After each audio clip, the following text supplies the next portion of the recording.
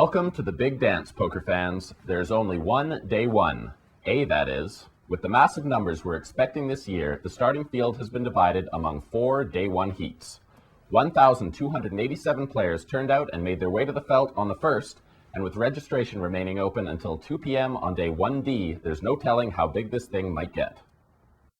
With 20,000 chips in each starting stack and 2-hour blind levels, entrants get plenty of play for their $10,000 buy-in. Despite this fact, it took only 20 minutes for the first casualty to occur, and rumor has it that he had pocket aces cracked to send him to the rail. Day 1A saw all the poker pros, celebrity hopefuls, and optimistic amateurs that it takes to make the biggest prize pool in the world possible. And it wasn't long before the more interesting characters rose to the top. Every player worth his or her salt is here, so take a look at some of the exploits of the more salt-worthy among them. Johnny Chan was in attendance but had a rough go of it, getting aces run down and busting shortly after. The second 10-bracelet man here at the WSOP also played on day 1A but met the same end as Chan. Doyle Brunson entered the tournament room at the beginning of the second level and was given a warm welcome, but ended up hitting the rail after flopping top 2 pair with his ace-queen and running into pocket queens from an opponent. Another pro who got more than his fair share of attention was Jeff Madsen. Having won 2 bracelets last year, becoming the youngest bracelet winner at the time, Madsen came into this series with high hopes and was willing to bet on it. This was the result of a Madsen-Seebock-Smith prop bet gone horribly wrong. Losing a bet on who would perform the best at this year's WSOP, Joe Seebock came out on top, forcing both Jeff and Gavin Smith to wear the costume.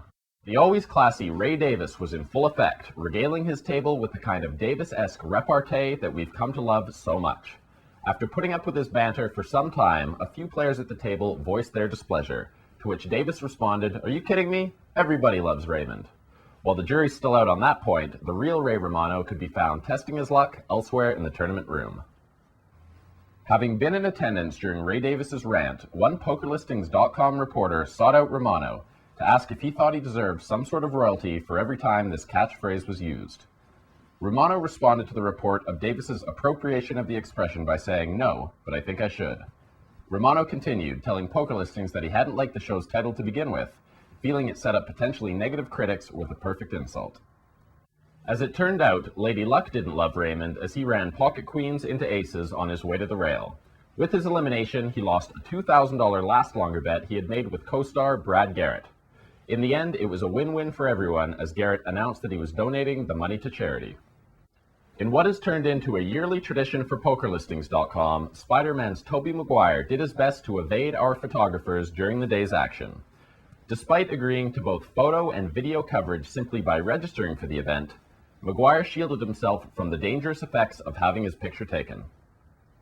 And so, day one of this poker extravaganza is in the books, and although it's still early in the game, these lucky players find themselves in the chip lead.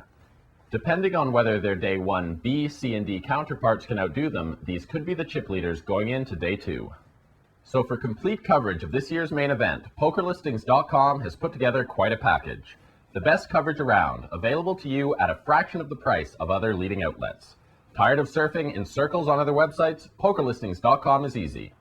And to make this offer especially meaningless, if you order in the next 3 minutes, we'll throw in a video tutorial of how not to get rickrolled as our gift to you. You might expect to pay $1,000, $2,000, or even $25 for this service, but PokerListings.com is giving it to you at the low, low price of $0. Okay. How about 4 installments of $0? Yay! Do you want waterfalls in your front and backyards? Look no further than PokerListings.com, the most ballingest tournament coverage around. I'm Matt Schowell.